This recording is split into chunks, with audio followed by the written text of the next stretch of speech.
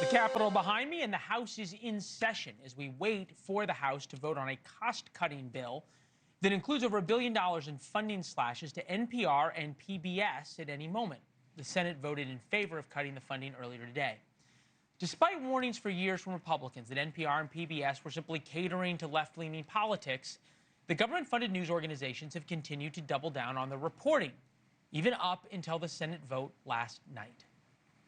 As far as the accusations that we're biased, I would stand up and say, please show me a story that concerns you, because we want to know and we want to bring that conversation back to our newsroom. People often struggle to come up with examples of what really they're talking about. I can't make any sense of an argument that we are somehow biased in any way. We'll see about that. Former NPR editor, whistleblower Uri Berliner published in the Free Press today, Happy Independence Day, NPR, thanks in part to this ideological transformation. NPR botched major stories and damaged its bond with the American people. Uri joins us now. And I think the point here, right, is not whether NPR was biased or not one way or the other. Pretty clear that it is. We'll get to the examples later, and you lay them out. But that it did so while taking federal money. Right, really. That's the point. You know, a news organization can choose its perspective, its point of view, and its values. But when you take federal money, when you expect federal money to be funded perpetually, there are different obligations, and I think that's where NPR fell short. Two members of the Democratic Party into sort of the leftist elite, and you write about them in your piece. NPR is something almost of a sacred cow. Here's Chuck Schumer, Amy Klobuchar. Mm-hmm. Last night's vote axing PBS, axing local TV will haunt Republicans as the damage sets in. And if they can just start to go in there and take away these incredibly important funds, the sky's the limit. So that's my first point to our Republican colleagues. What are you doing? Why is, to some people, PBS this all-important Fabergé egg that must be protected? Well, I think for a long time, PBS and NPR really was a valued national trust that a lot of its programming appealed to a wide range of Americans.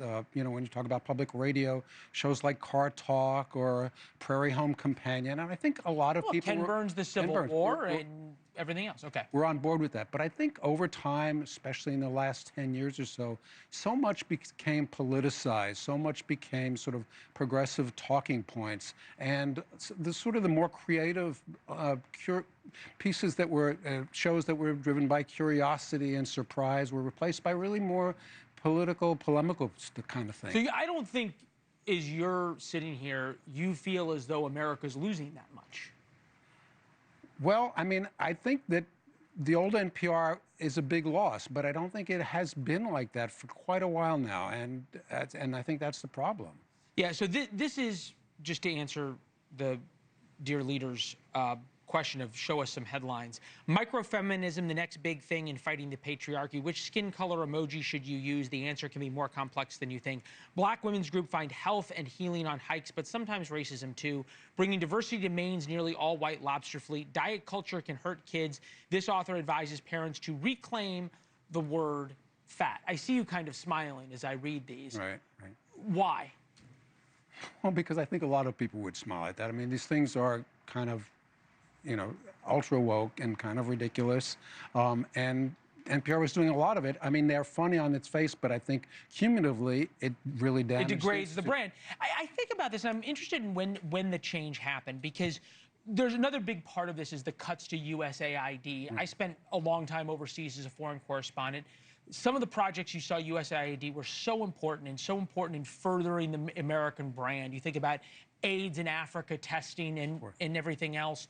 You think about famine programs. These are the things that created the image of America shining city on the hill. These are the things that China is now doing. But then USAID morphed from that into funding DEI musicals in Ireland and Serbia.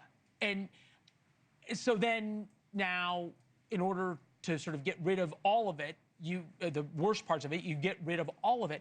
How do these, and you saw it from the inside, how does this, what is it, mission creep happen? Well, I think in the case of NPR, it happened from the top down and the bottom up. There was a consensus, or sort of a meeting of the minds that there was a kind of urgency in the wake of Trump's first election, after the racial reckoning with some of the transgender issues. I think it was a meeting from the bottom up that we had to sort of be advocates on these issues, that they were worth fighting for as a matter of justice. And I think there was not necessarily disagreement from the top, but sometimes even total agreement.